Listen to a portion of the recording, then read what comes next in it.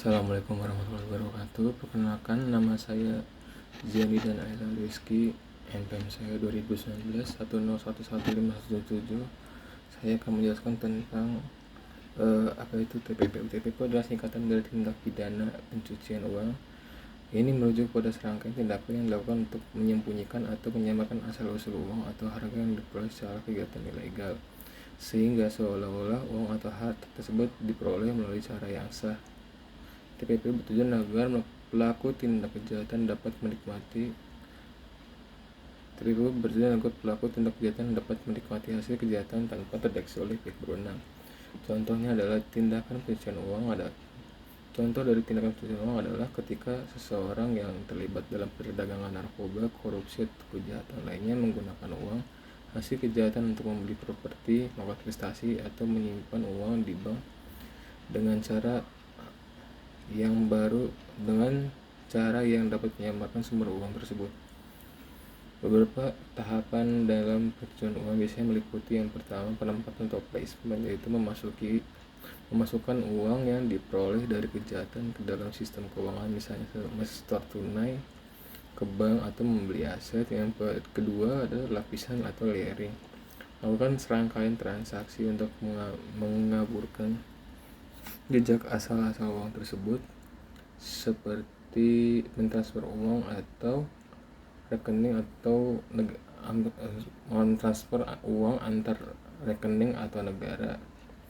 Yang ketiga adalah integrasi atau integration, uang yang sudah disamarkan asal-usul kemudian digunakan untuk membeli barang-barang transaksi yang sah sehingga tampak sebagai uang yang diperoleh secara legal. Tindak pidana pencucian uang ini berbahaya karena dapat memperburuk dampak dari kejahatan yang lainnya seperti perdagangan, narkoba, korupsi, dan terorisme yang merusak tatanan sosial dan ekonomi. Pemerintah dan lembaga keuangan di banyak negara telah menetapkan aturan ketat untuk mencegah dan memberantas TPPU melalui peraturan perundang-undangan dan lembaga seperti Financial Action Task Force yang membantu mengawasi dan menilai upaya negara-negara dalam menangani pencucian uang. Tindak pidana pencucian uang di Indonesia diatur di dalam Undang-Undang Nomor 8 Tahun 2010 tentang Pencegahan dan Pemberantasan Tindak Pidana Pencucian Uang. Undang-undang ini mengatur berbagai aspek terkait pencucian uang, termasuk definisi jenis-jenis tindak pidana pencucian uang, sanksi, serta kewajiban bagi lembaga keuangan dan institusi lainnya untuk melaporkan transaksi mencurigakan.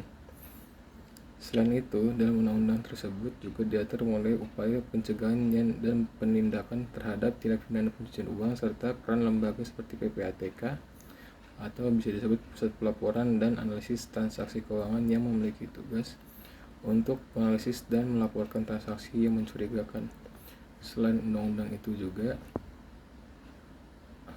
ada lagi Undang-Undang Nomor 15 Tahun 2020 tentang Tindak Pidana Pendanaan Terorisme yang kemudian diubah dengan Undang-Undang Nomor 9 Tahun 2013.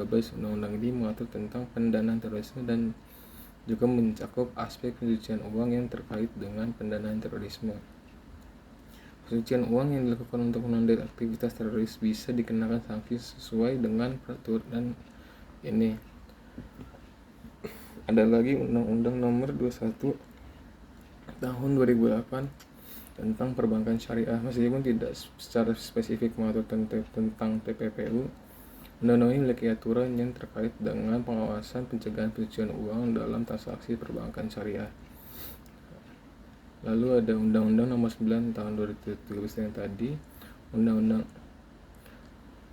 lalu diatur juga oleh PB, yaitu Peraturan Bank Indonesia, dan Peraturan OJK, Peraturan Otoritas Jasa Keuangan. Kewajiban bagi lembaga keuangan termasuk bank untuk melaksanakan kewajiban Know Your Customer dan anti money laundering. Peraturan ini membantu dalam mengidentifikasikan dan pencegahan pencucian uang.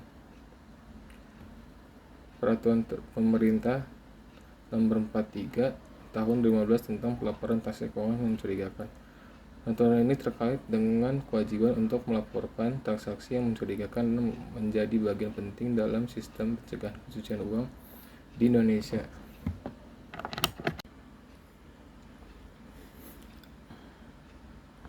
Tindak pidana pencucian uang dapat terjadi karena sebuah faktor penyebab yang melibatkan berbagai aspek sosial, ekonomi, dan hukum.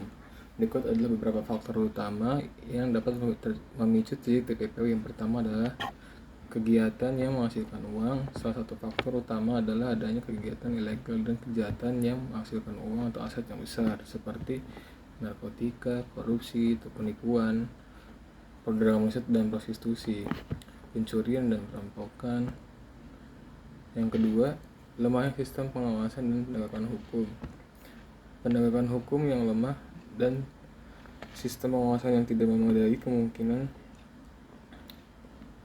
pelaku kejahatan untuk melakukan pencucian uang dengan lebih mudah. Beberapa faktor terkait adalah kurangnya transparansi dalam transaksi keuangan, regulasi yang tidak ketat atau kurangnya implementasi dari aturan yang ada, penegakan hukum yang tidak konsisten atau lambat dan mengusut kasus untuk pencucian uang. Yang ketiga, ketidaktahuan atau kelalaian dalam pengawasan keuangan. Lembaga keuangan seperti bank atau perusahaan yang seringkali tidak memiliki sistem yang cukup ketat untuk mendeteksi transaksi yang mencurigakan. Faktor-faktornya termasuk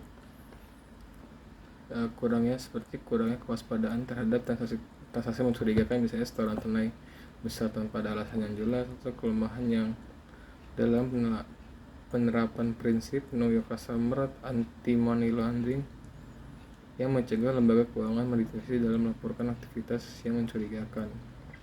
Yang keempat, perbedaan atau kesenjangan regulasi antar negara.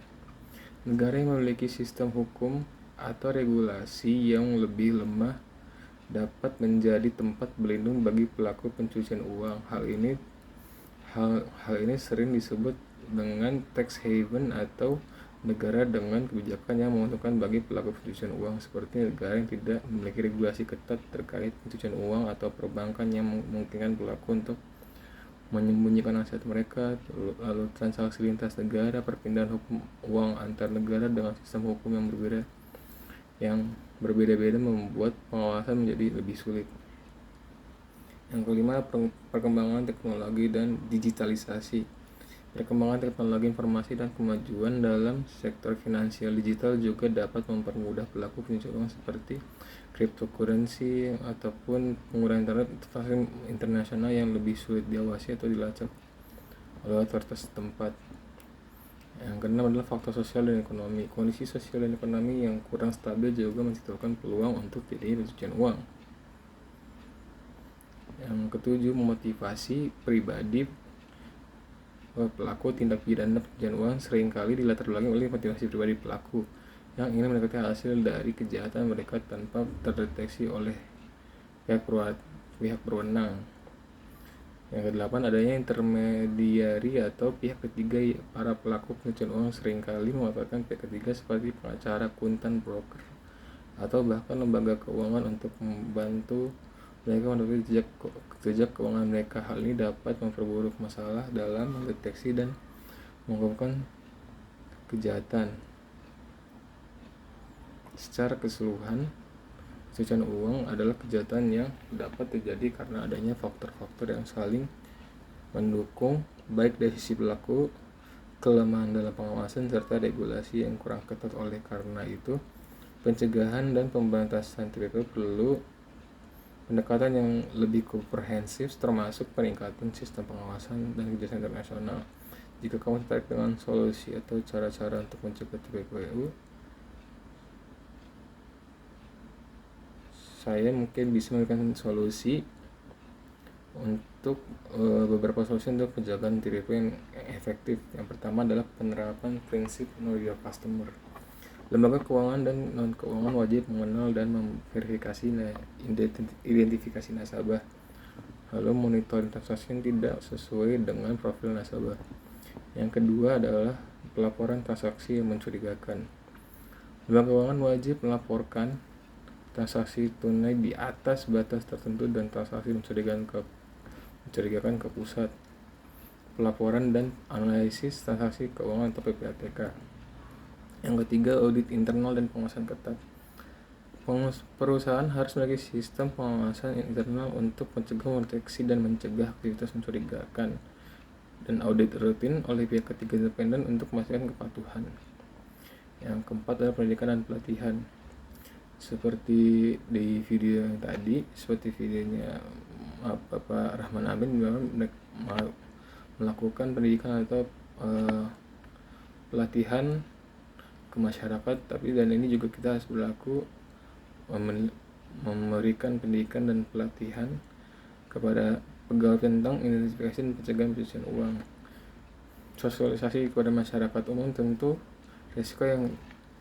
tentang risiko dan konsekuensi hukum TPPU. Penguatan regulasi dan penegakan hukum. Pemerintah dan otoritas keuangan harus memperbarui regulasi sesuai standar internasional. Penegakan hukum yang tegas terhadap pelaku TPP dan institusi yang lalai. Nomor 6. Pemanfaatan teknologi. Penggunaan software anti-money laundering untuk memantau transaksi secara real-time, analisis data, dan AI untuk mendeteksi pola pencucian uang. Nomor 7. Kerjasama antar lembaga. Kolaborasi antar instansi dalam negara seperti PPATK, OJK, Kepolisian, Bank Indonesia, dan lain-lain. Internasional. Pertukaran data informasi secara aman untuk penelusuran lintas negara.